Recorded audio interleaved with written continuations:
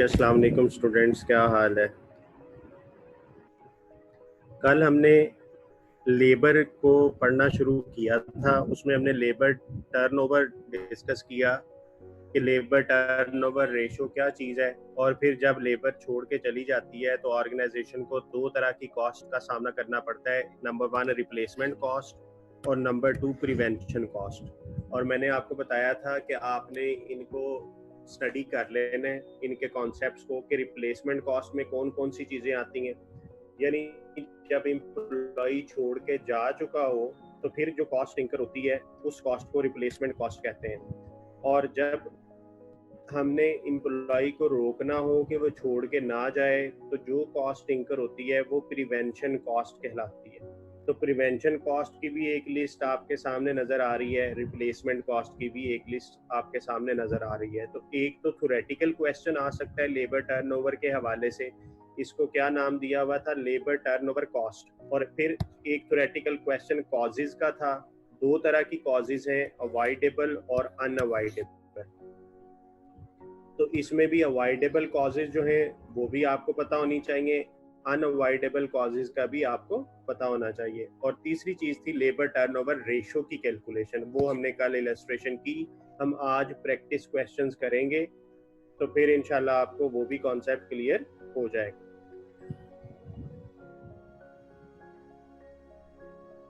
मेरी आवाज़ अब तो ठीक आ रही है, ये मेरा ख्याल है। मुझे पुराने मैसेज नज़र आ रहे हैं कि आपकी आवाज़ नहीं आ रही। मुझे ज़रा कमेंट बॉक्स में 2-4 स्टूडेंट्स बता दें कि आपको मेरी आवाज़ ठीक आ रही है, स्क्रीन भी नज़र आ रही है। जी ठीक है, क्लियर है, ओके। वो पहले बेटा मैंने क्लास अभी शुरू नहीं की थी, इसलिए आप परेशान हो गए कि पता नहीं आवाज़ क्यों नहीं आ रही। अच्छा जी, आज हम जो चीज़ पढ़ने जा रहे हैं ना, ये भी बड़ी इम्पोर्टेंट है। हमारी लेबर कितना अच्छा काम करती है। लेबर की रेशोज, इसको मैं नाम देता हूं। लेबर की 3 रेशोज हैं। Number 1 efficiency ratio, number 2 capacity ratio, number 3 production volume ratio. Labour की परफॉर्मेंस को मेजर करने के लिए 3 रेशोज कैलकुलेट की जाती हैं, labour efficiency ratio, labour capacity ratio, labour production volume ratio. अब मैं 1 बाय 1 आपको इनका डिफरेंस बताता हूं और ये चीज समझाता हूं कि ये क्या मतलब बनता है इसका। एफिशिएंसी की अगर हम बात करें तो एफिशिएंसी का जनरल मीनिंग होता है गेटिंग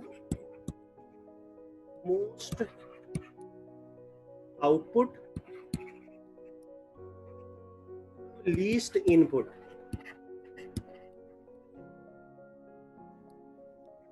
यानी अगर हम थोड़ी एफर्ट करके ज्यादा रिजल्ट हासिल करें तो ये एफिशिएंसी है। मैं आपको एक मिसाल देता हूं। For example, time to complete CMA, time to complete CMA यानी ये जो डिग्री आप कर रहे हैं CMA, cost and management accountant, ये कंप्लीट करने के लिए कितना टाइम होना चाहिए था। हमारे पास FA FSC वाली एक इनटेक होती है, एक BCom या ग्रेजुएट्स वाली इनटेक होती है, और एक MCom की इनटेक होती है। अब FSC वालों को जो टाइम दिया जाता है वो 4 इयर्स है, ग्रेजुएट्स के लिए 2 इयर्स है, और MCom MBA के लिए 1.5 ईयर। अब अगर FSC वाला स्टूडेंट 4 साल की बजाय इसको 4 साल से कम अरसे में क्वालिफाई कर दे, फॉर एग्जांपल 3.5 ईयर में वो क्वालिफाई कर ले एक्चुअल टाइम, अगर वो 4 साल टाइम था वो 4 ईयर की बजाय 3.5 में कंप्लीट कर ले तो इट मींस वो एफिशिएंट है।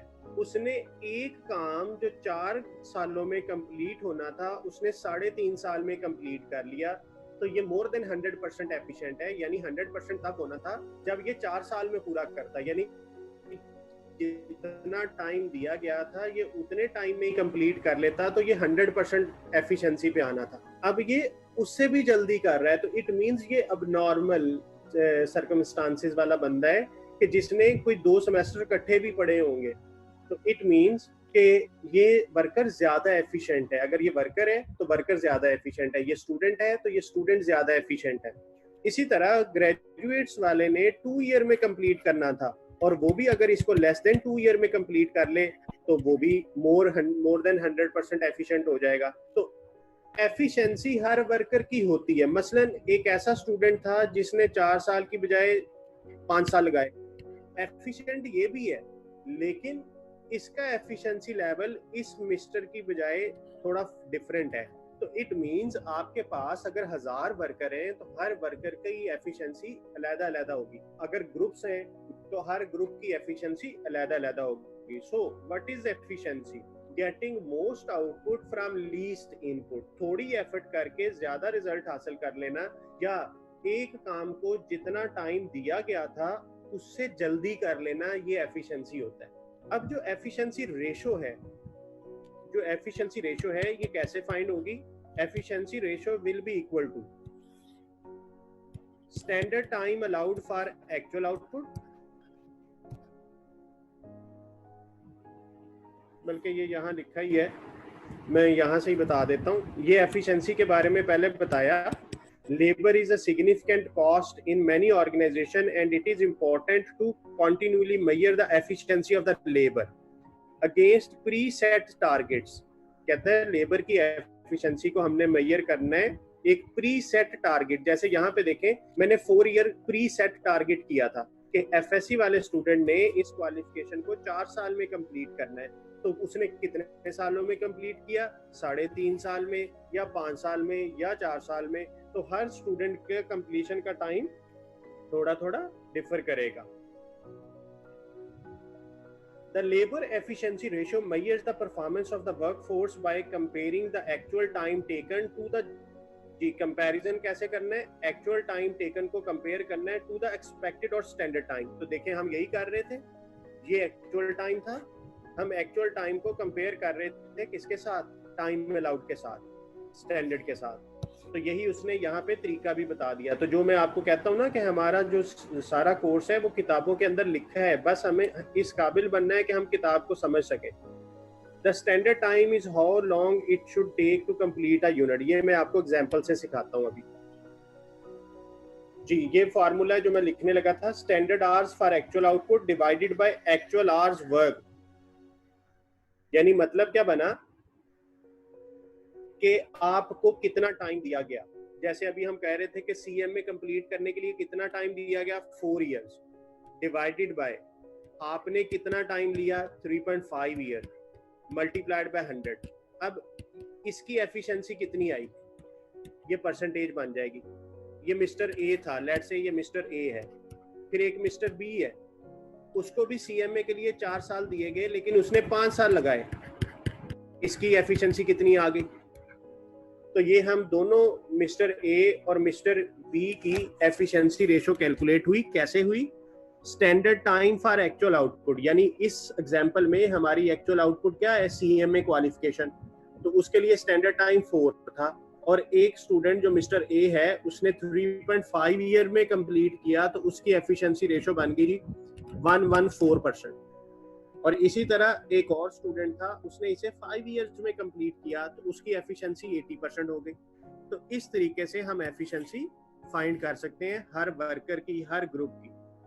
तो ये एफिशिएंसी की अभी मैं आपको बुकिश एग्जांपल करवाता हूँ एक, कि जिसमें आपको यूनिट्स के हिसाब से दिया जाएगा डाटा। ये तो मैंने सीएमए का डाटा तो सिर्फ एग्जांपल के तौर पे आपसे शेयर किया है।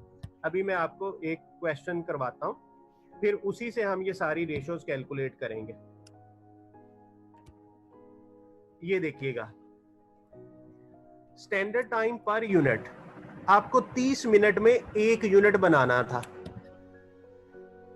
ये डाटा को ध्यान से समझिएगा। इस एक सवाल को कर लिया तो आप समझे पेपर में भी आपको इसमें से ना तीनों रेशोज के हवाले से एक एमसीक्यू तो कम से कम आता है। तो 5-6 नंबर आपके इसी एक छोटे से टॉपिक से कवर हो जाने हैं। Standard time allowed per unit 30 minute, आपने आधे घंटे में 1 यूनिट बनाना था।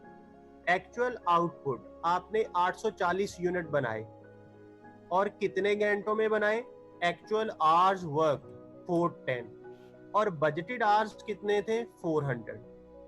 अब हमने इससे एफिशिएंसी रेशो कैलकुलेट करनी है। अब मैं आपको एफिशिएंसी रेशो का फॉर्मूला बता चुका हूं। Efficiency ratio is equal to standard time allowed for actual output.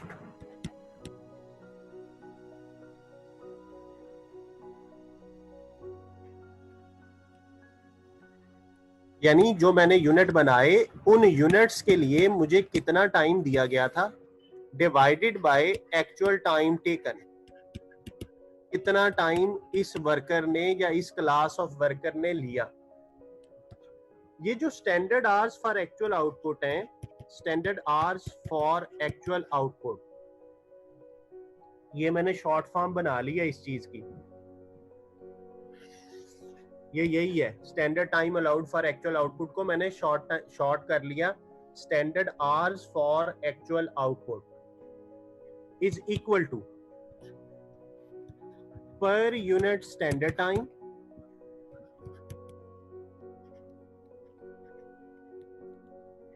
Multiplied by actual output. अब हमें डाटा में से ये दो चीजें ढूंढनी है। तो ये देखें, पर यूनिट टाइम 30 मिनट्स दिया हुआ है, 30 minutes multiplied by actual output 840 units. जब आप मल्टीप्लाई करेंगे तो ये आंसर बनेगा मिनट्स में, क्योंकि आपने मिनट से मल्टीप्लाई किया। तो 840 इंटू 30 करेंगे तो ये 25,200 मिनट्स बनेंगे।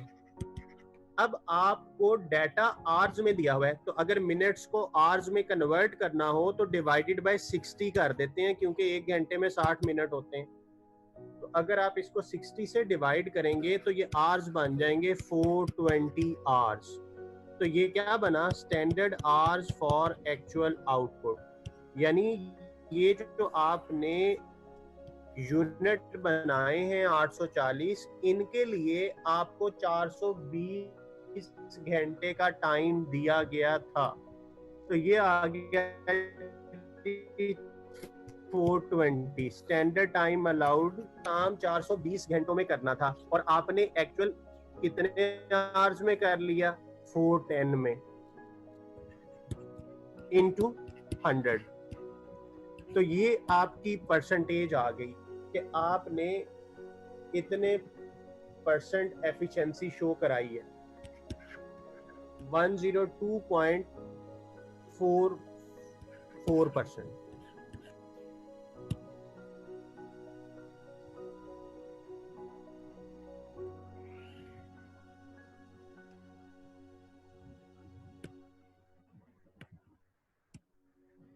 जी, तो ये एफिशिएंसी रेशो क्लियर हो गई होगी। Standard time allowed for actual output divided by actual time taken. तो ये 102.44%। हम मैंने 2 डेसिमल प्लेस तक इसको कैलकुलेट कर लिया। जी, तो ये एफिशिएंसी रेशो का कॉन्सेप्ट क्लियर हो गया। अब मैं दूसरा कॉन्सेप्ट आपको बताता हूं, कैपेसिटी रेशो का। कैपेसिटी रेशो जो है,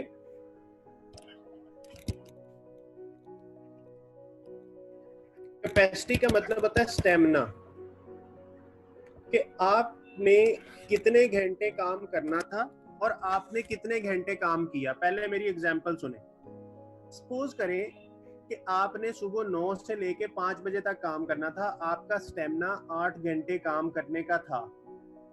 अगर आप 8 घंटे से ज्यादा काम कर रहे हैं तो it means you are having good capacity. Capacity basically ability to do work होता है। कैपेसिटी का मतलब होता है जी एबिलिटी टू डू वर्क। आपके पास कितनी कैपेसिटी है, कितनी एबिलिटी है कि आप काम कर सकें। तो अगर आप actual hours divided by budgeted hours, budgeted का मैंने पहले एक दिन बताया था, बजटेड का मतलब होता है प्लान्ड, कि हमने कितना प्लान किया था। अब जैसे अगर इसी सवाल को देखें तो हमारे एक्चुअल आवर्स वर्क है 410, जबकि डाटा को देखें तो कहता है बजट किया था कि 400 घंटे काम करेंगे, दिस इज बजटेड। यानी हमारा प्लान था कि हमारे वर्कर सिर्फ 400 घंटे काम कर सकेंगे, लेकिन हमारे वर्कर्स ने 410 घंटे काम किया है।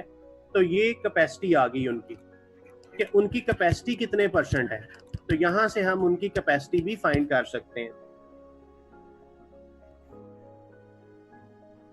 तो ये 102.5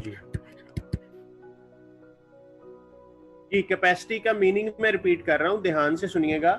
कैपेसिटी का मतलब है एबिलिटी टू डू वर्क, कि आपके पास कितना स्टेमिना है, आप कितना काम कर सकते हैं। तो इसको जब कैलकुलेट करना है तो आपने फॉर्मूला जो यूज करना है वो है actual hours divided by budgeted hours. तो दो चीजें हो गई अभी तक, एक एफिशिएंसी रेशो, एक कैपेसिटी रेशो। एफिशिएंसी रेशो काम को जल्दी करना, और कैपेसिटी स्टेमिना, यानी आपने बजट किया था कि हम टोटल 400 घंटे काम करेंगे, लेकिन आपने 400 घंटों से ज्यादा काम कर लिया, तो इसीलिए आपकी कैपेसिटी भी 100 से ज्यादा आई। और अगर आप 390 करते तो फिर 100 से छोटा आंसर आना था।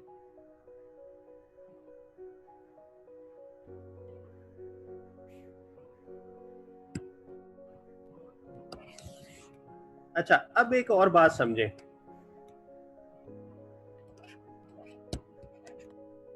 पर यूनिट स्टैंडर्ड टाइम,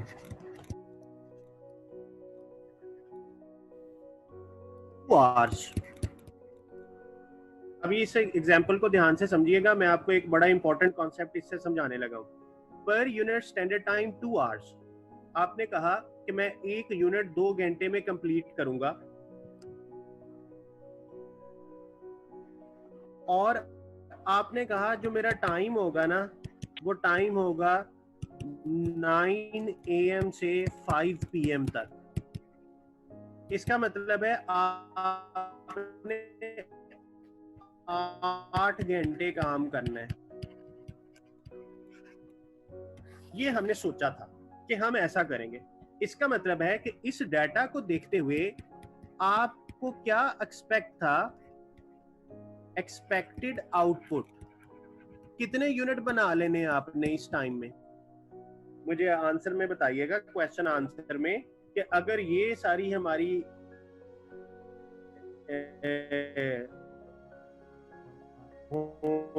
डाटा हो कि हम एक यूनिट 2 घंटे में, बताइए एक्सपेक्टेड आउटपुट पर डे कितनी होगी।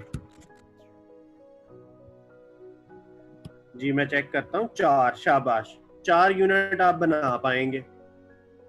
आप जी 4 यूनिट्स कंप्लीट करेंगे इस एक दिन में। क्यों?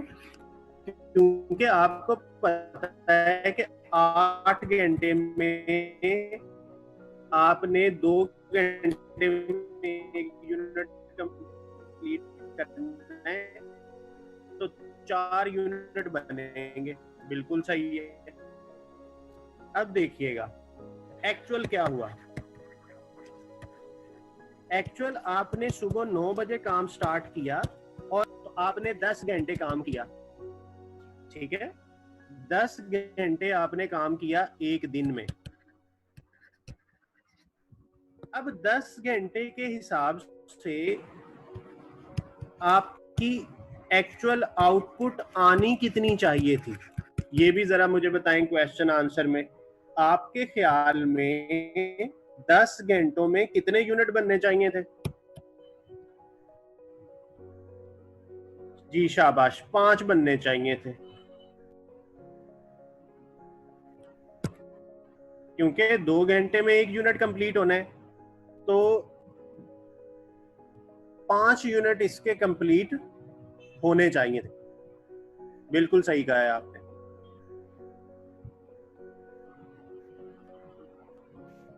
लेकिन इसने 8 यूनिट बना लिए।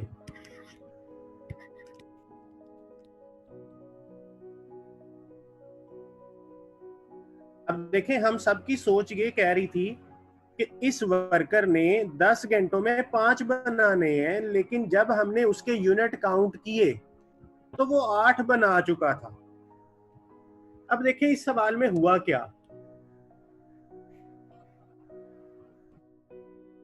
8 का मतलब ये है कि वो पर यूनिट टाइम कितना ले रहा है, n hours divided by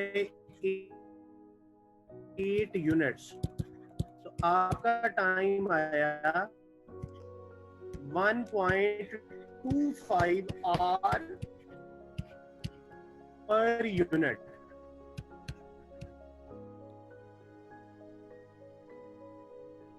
1.25 our per unit.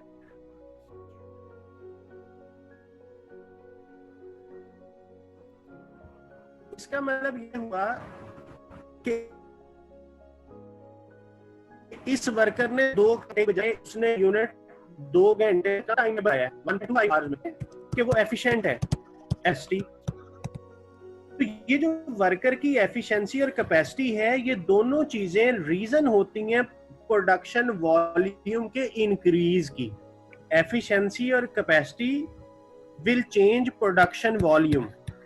जैसे जैसे आपके वर्कर एफिशिएंट होते जाएंगे और जैसे जैसे उनकी कैपेसिटी बढ़ती जाएगी कि उन प्रोडक्शन वॉल्यूम ऑर्गेनाइजेशन का ग्रो करेगा। इसीलिए मैं कल बात कर रहा था कि जितना पुराना वर्कर होगा वो उतना ज्यादा स्किल्ड है, वो काम को जल्दी कर लेता है। तो एफिशिएंसी और फिर वो क्योंकि उसकी लॉन्ग एफिलिएशन है, वो ज्यादा टाइम पे भी काम आपके साथ कर लेगा। वो 9 to 5 के बाद भी आपके साथ काम कर लेगा कि मैं इतने सालों से इस बंदे के साथ काम कर रहा हूँ, चलो कोई बात नहीं। तो एफिशिएंसी और कैपेसिटी, जब ये दोनों चीजें हम मैक्सिमम हासिल कर लेते हैं तो हमारा प्रोडक्शन वॉल्यूम बढ़ता है, और जब प्रोडक्शन वॉल्यूम बढ़ता है तो प्रॉफिटेबिलिटी बढ़ती है। प्रॉफिटेबिलिटी बढ़ती है तो हर बंदा खुश होता है। तो इट मींस ये वर्कर की एफिशिएंसी और कैपेसिटी दोनों चीजें रीजन होंगी प्रोडक्शन वॉल्यूम के बढ़ाने की। तो इसका मतलब ये हुआ कि जो तीसरी रेशो है प्रोडक्शन वॉल्यूम रेशो, वो डिपेंड करती है किन चीजों पे। Production volume ratio is equal to efficiency ratio multiplied by capacity ratio. यानी एफिशिएंसी रेशो का जो आंसर आया उसे आप मल्टीप्लाई कर दें कैपेसिटी रेशो के साथ तो वो आंसर वही आता है। मैं अभी आपको दिखाता हूं। हमने लास्ट एग्जांपल में एफिशिएंसी रेशो कैलकुलेट की, ये वाली। तो 102.44% efficiency ratio multiplied by capacity ratio. Capacity ratio हमने कैलकुलेट की 102.5% प्रोडक्शन वॉल्यूम रेशो के, पीवी रेशो। इसको सॉल्व करते हैं। 1.0244 मल्टीप्लाइड बाय 1.025, इसको सॉल्व कर लें। परसेंटेज मैंने खत्म कर दी, इसको सॉल्व कर लें।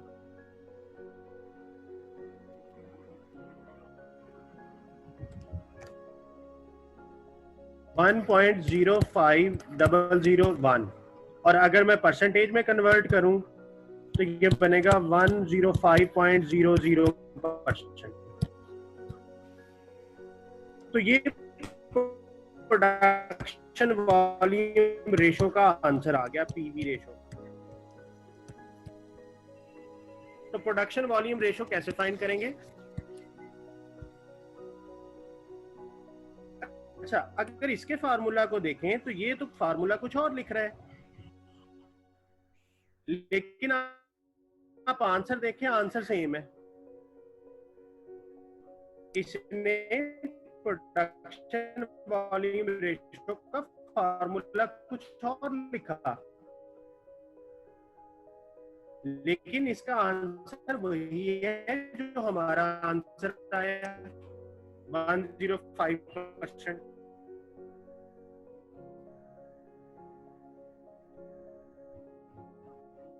इसकी क्या लॉजिक है, अब ये भी मैं आपको समझा देता हूं। हमने यहां ये कहा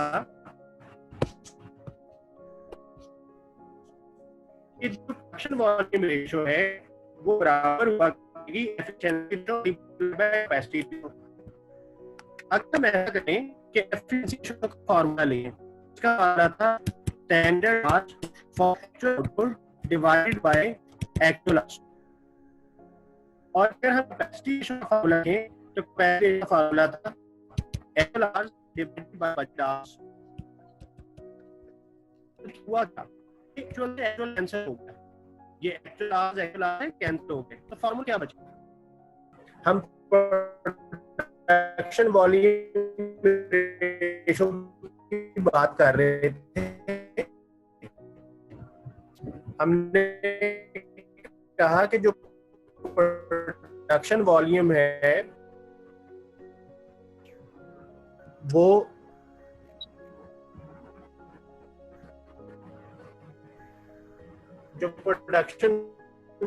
वो डिपेंड करता है रेशो मल्टीप्लाई। तो एफिशिएंसी रेशो और कैपेसिटी को मल्टीप्लाई किया है और उस 105 आया था। लेकिन बुक में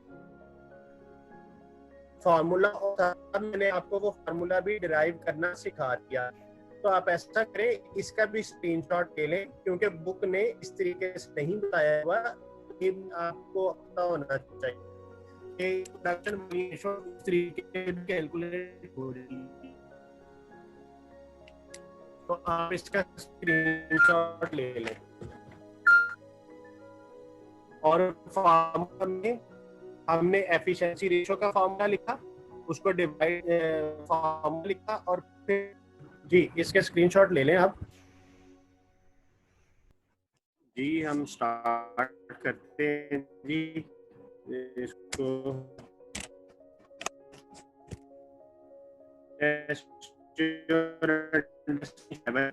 A company makes 3,000 units of product by 4,000 hours. This budgeted as per हमने 40,000 यूनिट बनाई है। Out during the 38,000 and took 4,180 hours. तो ये जो है ये एक्चुअल आवर्स आ गए कि 38,000 यूनिट। और ये क्या करें इसका, चलिए कोशिश करते हैं, अगर ना हुआ तो फिर एंड कर देंगे। Calculate the labour efficiency ratio, capacity ratio, production volume ratio. 3 ratios हमने कैलकुलेट करनी है। एफिशिएंसी रेशो, एफिशिएंसी रेशो का फॉर्मूला हमने पढ़ा standard hours for actual output divided by actual hours. अब जो standard hours for actual output है वो हमें पता है कि पर यूनिट स्टैंडर्ड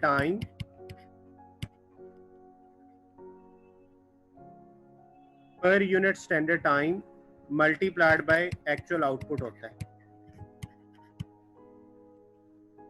पर unit standard time is given in question 0.1 our into actual output 38,000 units.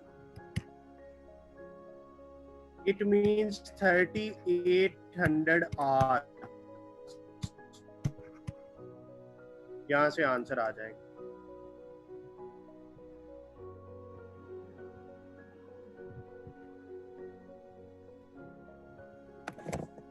चलिए हॉटस्पॉट से भी करके देखता हूँ।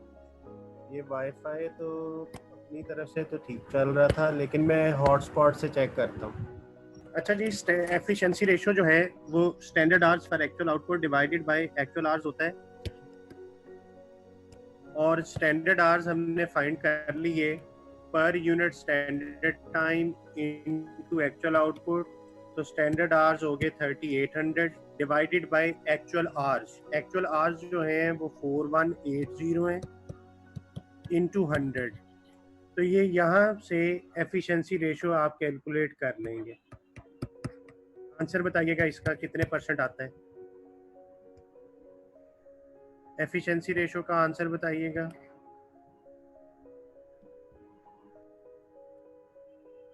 और अगर हम कैपेसिटी रेशो की बात करें तो कैपेसिटी रेशो होता है actual hours divided by budgeted hours. Actual hours are 4,180।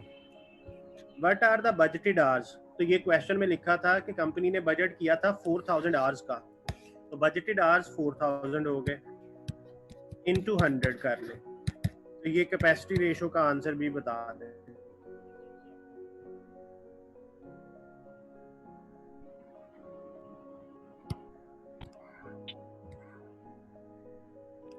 One 104.5%, very good.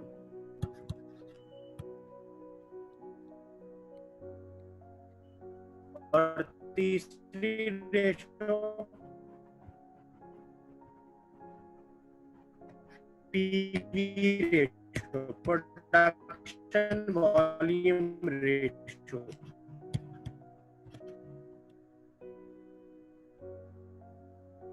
एक तरीका तो है efficiency ratio multiplied by capacity ratio करने,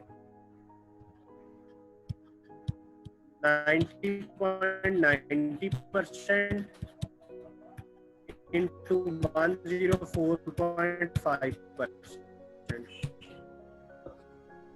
इसको जब सॉल्व करेंगे तो ये बनेगा 0.909 into 1.045। इसको सॉल्व करें क्या आता है?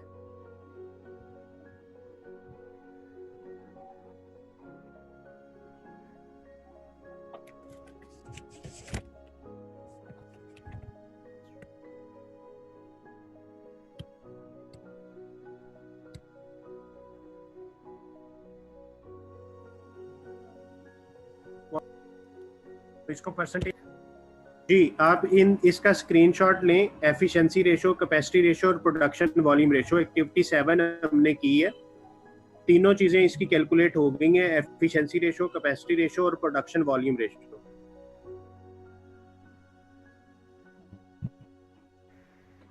स्क्रीनशॉट ले लें इसका।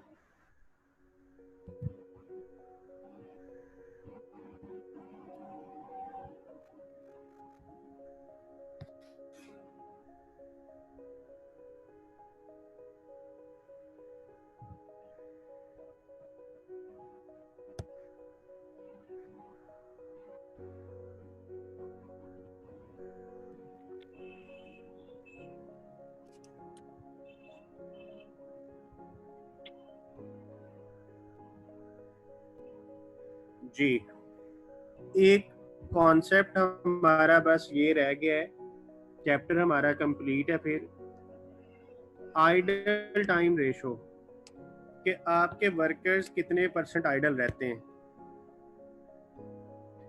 तो ये आइडल टाइम की डेफिनेशन है। Some time a work force is idle, किसी भी वजह से वो आइडल रह सकती है, मटेरियल की शॉर्टेज की वजह से, मशीनरी ब्रेकडाउन की वजह से, यानी वर्कर के एंड पे कोई फॉल्ट नहीं है। तो अगर आइडल टाइम रेशो करनी हो तो उसका फार्मूला है idle hours divided by total hours, कि वर्कर कितने घंटे आइडल रहा और टोटल कितने आवर्स थे। तो यहाँ से आइडल टाइम की रेशो भी फाइंड हो जाएगी।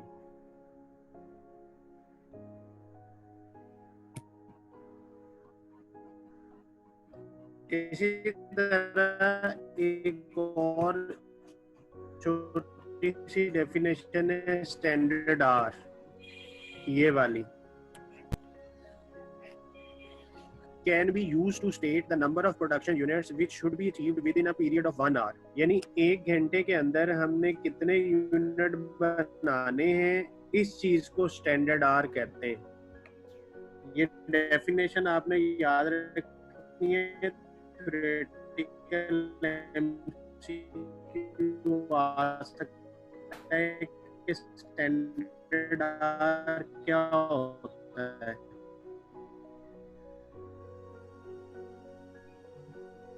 The number of production units which can be achieved within a period of 1 hour।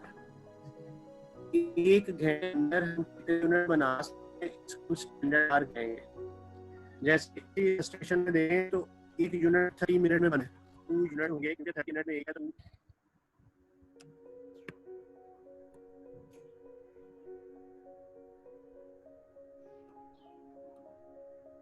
ये हमारे चैप्टर की समरी थी, जो हम सारी चीज़ें कर चुके हैं। रेम्यूनरेशन मेथड में time based, piece rate, individual bonus, group bonus. फिर ये लेबर एफिशिएंसी रेशो जो है, ये भी सारी चीज़ें हमने आज की हैं। फिर ये डबल एंट्री, लेबर टर्नओवर, ये सारी चीज़ें हम ऑलरेडी कर चुके हैं। तो चैप्टर हमारा जो है ये कंप्लीट हो गया। अब हमने इसके एमसीक्यूज करने हैं। The following statements relate to labour cost. There would be an increase in total cost of labour as a result of. कहता है लेबर की कॉस्ट में इजाफा होगा किन वजूहात की बिना पे? Additional labour being employed on a temporary basis, a department with spare capacity being made to work more hours, a department which is at full capacity switching from production of one product to another product. ये तीन बातें हैं। इन तीनों में से किस situation में labour cost में इजाफा होगा? 1, 2, 3 आंसर बताएं जरा।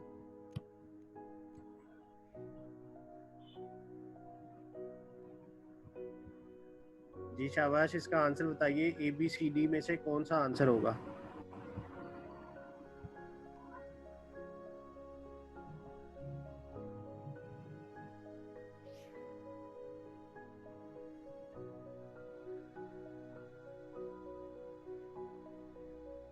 स्टेटमेंट को ध्यान से समझें। कहता है कि किस सिचुएशन में लेबर कॉस्ट में इजाफा होगा।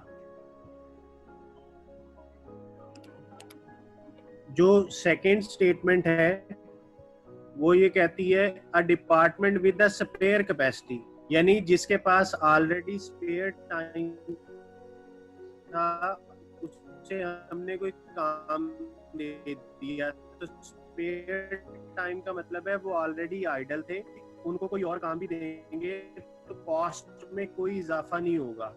So there is no increase in cost in statement 2। और स्टेटमेंट 3 जो है डिपार्टमेंट था, उसको हमने कोई और काम दे दिया, यानी वो जो काम रेगुलर कर रहे थे उसकी हमने स्विचिंग कर दी, उनको कोई और काम दे दिया। तो इस केस में भी कोई इजाफा नहीं होगा। तो ये सेकंड और थर्ड में लेबर की कॉस्ट में कोई इजाफा नहीं होगा। ये जो पहली है वो कहता है एडिशनल लेबर बीइंग एम्प्लॉयड, हमने कुछ नए बंदे टेम्परेरी बेसिस पे रखे तो हम उन्हें पे करेंगे, so there is an increase. A option है इसका बनेगा जी। 1 ओनली में आपकी स्टेट लेबर कॉस्ट में इजाफा होगा। बाकी दोनों सिनेरियोज वो हैं जिसमें लेबर की कॉस्ट में कोई इजाफा नहीं होगा। दोनों सिनेरियो में हम ऑलरेडी लेबर को पे कर रहे थे। A manufacturing firm is very busy and overtime is being worked. कहते हैं कंपनी में ओवरटाइम पे काम कर रहे हैं। What would be the amount of overtime premium? Overtime premium contained in the direct wages normally be classed as. अब इसका आंसर मुझे बताएं कि जो डायरेक्ट वर्कर्स का ओवरटाइम प्रीमियम होता है उसे हम किस क्लासिफिकेशन में अकाउंट फॉर करते हैं? ABCD में से कौन सा आंसर होना चाहिए?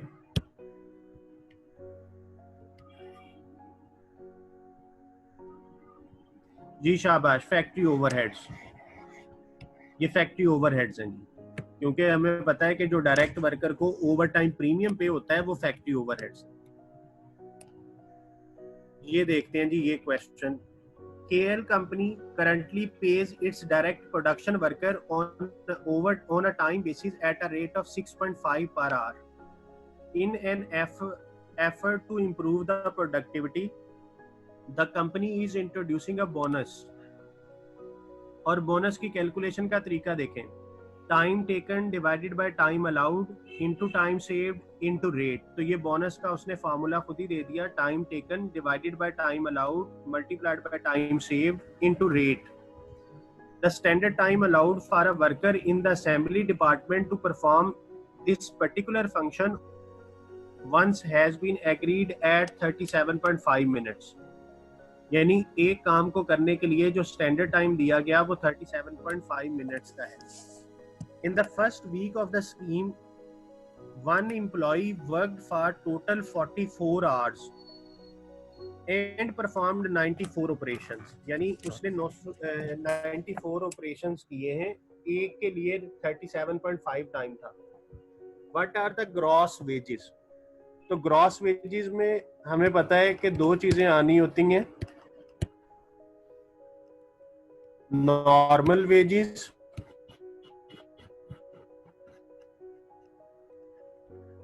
Plus bonus. ओवर टाइम भी होता है, लेकिन ओवर टाइम का डाटा ही नहीं है कि कितने उसके ओवर टाइम थे. अच्छा, नॉर्मली उसने 44 आवर्स काम किया, तो 44 इंटू 6.5, तो ये नॉर्मल वेजेस बन जाएंगी, plus bonus.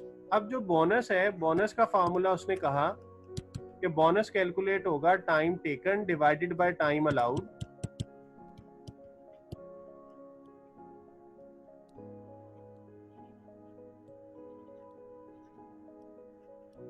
Multiplied by time saved multiplied by rate. ये फार्मूला उसने क्वेश्चन में खुद ही दिया हुआ है, ये ऊपर, time taken divided by time allowed into time saved into rate. Time taken, इसने 44 आवर्स लिए, इसको टाइम दिया कितना गया था, टाइम अलाउड. तो टाइम अलाउड की कैलकुलेशन कर लेते हैं. इसको 37.5 मिनट्स दिए गए थे एक ऑपरेशन के लिए, और इसने 94 ऑपरेशंस किए, तो ये कितने मिनट बनेंगे,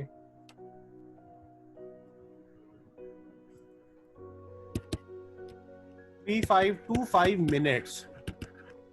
अब इसको आवर्स में कन्वर्ट कर लें डिवाइडेड बाय 60 करके, तो ये आ गया जी 58.75 आवर्स. ये टाइम अलाउड था, 58.75 आवर्स इनटू टाइम सेव्ड. अब टाइम सेव्ड का फॉर्मूला हमने उस दिन पढ़ा था कि टाइम सेव्ड इक्वल होता है टाइम अलाउड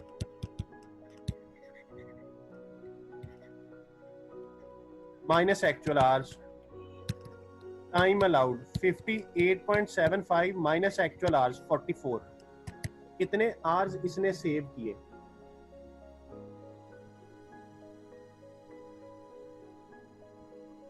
14.75 आवर्स इसने टाइम सेव किया. Into rate 6.5. तो यहां से बोनस की फिगर कैलकुलेट कर लें.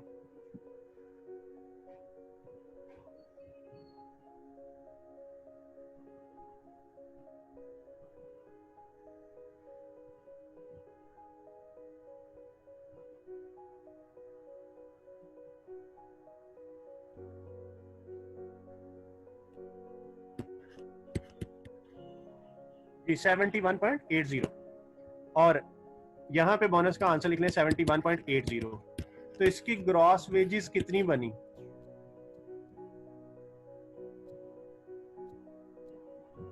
44 इंटू 6.5 पहले कर लें, 286 बन गया, प्लस 71.8, तो 357.8 इसकी ग्रॉस वेजेस बनी.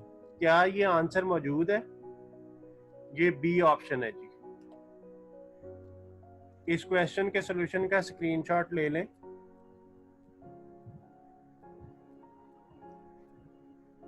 कि एक एम्प्लॉय था, उसको हमने पर आवर बेसिस पे भी पे करना था, प्लस बोनस भी पे करना था. तो बोनस का फार्मूला उसने खुद ही दे दिया है, जैसे कि मैंने उस दिन बताया था कि वो क्वेश्चन के अंदर बता देता है कि बोनस इस तरीके से कैलकुलेट होगा. तो बोनस की कैलकुलेशन कर ली, और फिर ग्रॉस वेजेस फाइंड करने के लिए नॉर्मल वेजेस में बोनस भी ऐड किया, तो वो उसकी ग्रॉस वेजेस बन गई, और वो बी ऑप्शन मौजूद था.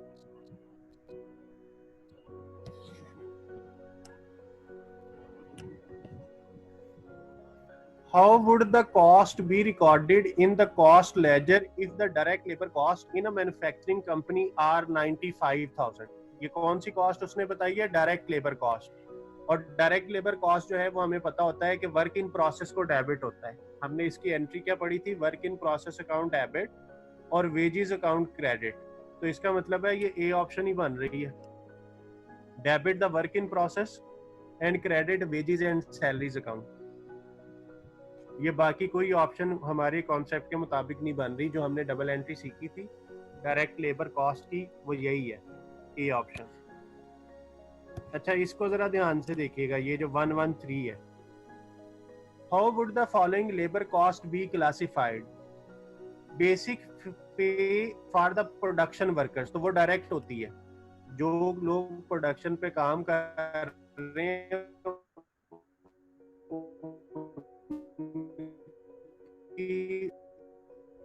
बेसिक पे डायरेक्ट है, और जो सुपरवाइजर होता है वो इनडायरेक्ट होता है।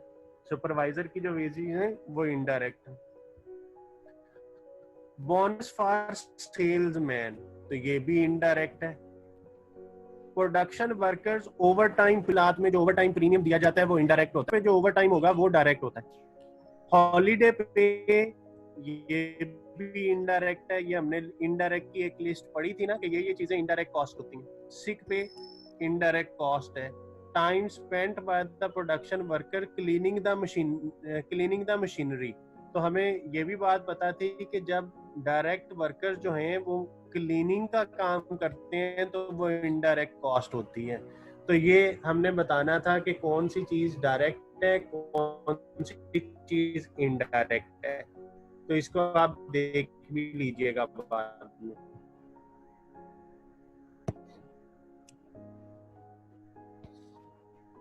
(114) budgeted production in a factory for the next period is 4,800 units. 4,800 units हमने बनाने हैं। Each unit require labor hours to make, यानी एक यूनिट को कंप्लीट करने 5 घंटे चाहिए। Labour time depends 20% of the total labour time, यानी जितना लेबर टाइम होगा उसमें से 20% आवर्स वर्कड पहले देखने हैं, कितने घंटे कम होगा। क्वेश्चन कहता है कि एक यूनिट 4,800 यूनिट्स बनाने, तो ये कितने आवर्स हो जाएंगे?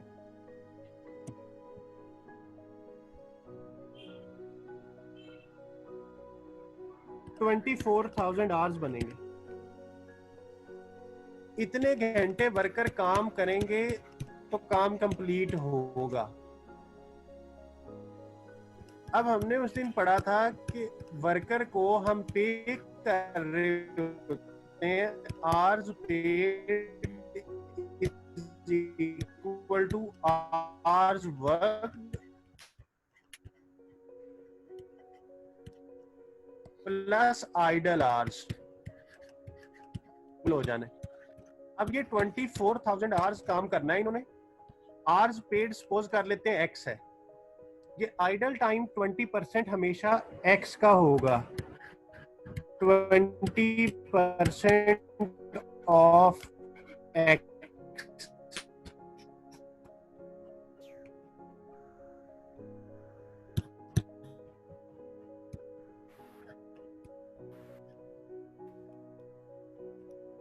इसको सॉल्व कर लें।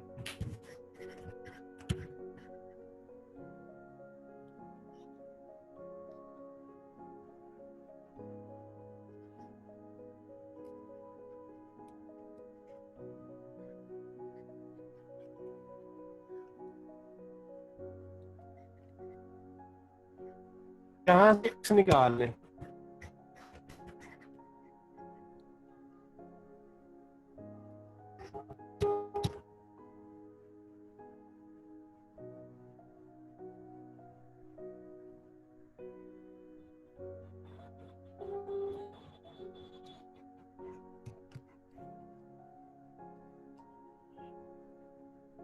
तो x किसको R8 यानी 30,000 घंटों की होनी है, तो लेबर कॉस्ट किस बराबर आएगी? Hours into rate. Labour cost के बराबर और रेट कितना है, तो आंसर होगा। इस क्वेश्चन में उसने कहा था कि जितने घंटे वर्कर ने करना है उसका आइडल, हमने लिया था कि आवर्स वर्कड कितने बनते हैं, उसके लिए सिंपल लॉजिक वर्क आ गए, और फिर हमने वही पुराना कॉन्सेप्ट यूज किया कि जो आर स्पेड होते हैं वो किसके इक्वल और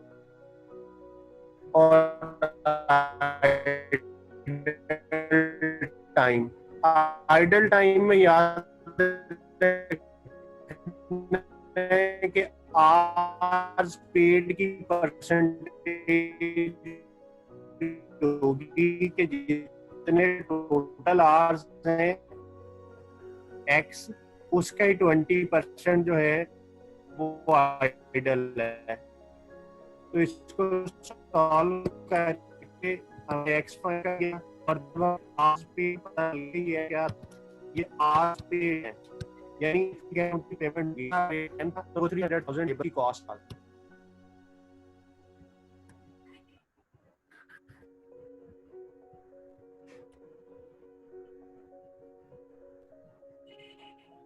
तो मैं लेक्चर अपलोड करूंगा, उसमें आवाज ठीक होगी, उसको एक दफा सुन लीजिएगा। अब आप ऐसा करें कि ये अगले जो सवाल है ये आपसे पूछेंगे। नेट मसला कर रहा है बाहर, की वजह से डिस्कशन हो रही है। आप लोग ये नेक्स्ट क्वेश्चंस